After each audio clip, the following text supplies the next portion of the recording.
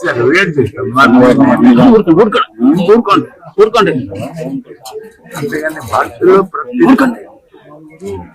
ప్రతిరోజు వచ్చేవాడు, భక్తులు దేవుడు దర్శనం చేసేవారు, ఆనందంగా వెళ్ళేవాడు. ఇవాళ సడన్ గా ఇంతమంది వస్తారు అనుకోలేదు. ఏంటి అంత ఒక్కసారి జనం వదిలిపోతే ఎవరికి నేనే అంటే ఎప్పుడు జరగలేదు కదా. ఎందుకు అబద్ధాలు చెప్పాలంటే ఎప్పుడు జరగలేదు. 30,000 అవుతుంది నాకైతే తెలుసు.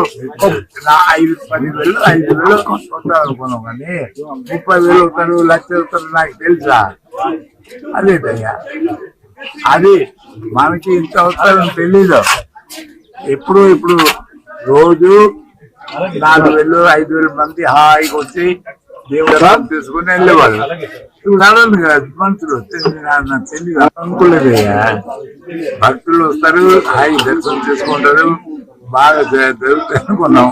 అలాగే రోజు వచ్చేవాళ్ళు భక్తులు చాలా. మాత్రం ఇక్కడికి వచ్చి ఇక్కడ చాలా తీవ్రమైన ఇబ్బందులు పడి ఈ తోపిస్లాట్ లో మృతి చెందినటువంటి దృశ్యాలు ఉన్నాయి. మనం చూడొచ్చు. ప్రతి ఒక్క ప్రాంతంలో కూడా మహిళలకు సంబంధించినటువంటి ఆభరణాలతో పాటు పెద్ద ఎత్తున వాళ్ళు తెచ్చుకున్నటువంటి పూజా సామాగ్రి సైతం ఇక్కడే ఉన్నటువంటి పరిస్థితి కూడా ఉంది. భీష్మ ఏకాదశి రోజు పెద్ద ఎత్తున కూడా తమకి పుణ్యాలు కావాలంటూ కూడా గుడికి వచ్చినటువంటి పరిస్థితుల నేపథ్యంలో ఈ ఘటన చోటు చేసుకోవడం, ఈ ఘటనలో దాదాపుగా 9 మంది ప్రాణాలు కోల్పోవడం ఒకసారిగా కూడా విషాదం నెలకొందని చెప్పవచ్చు. ప్రస్తుతం మనం చూస్తున్నాం ఇటువంటి చిన్న రీలింగ్స్ లో మాత్రమే ప్రధానంగా అయితే మాత్రం అనుమతించినటువంటి పరిస్థితుల నేపథ్యంలోనే ఈ ఘటన చోటు చేసుకుంది. ఈ ఘటనలో 9 మంది మృత్యువాత పడ్డారు.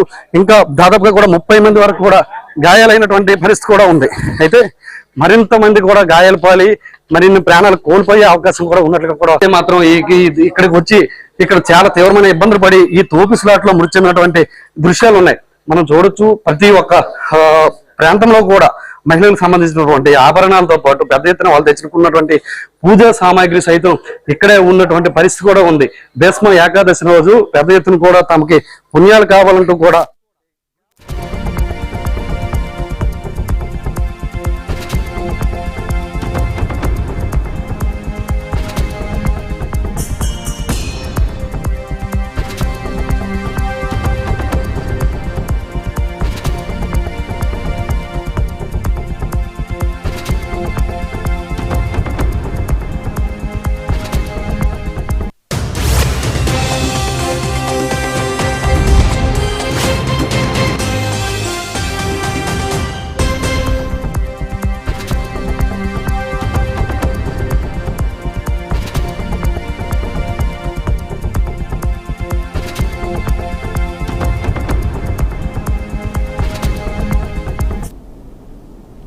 బులెటిన్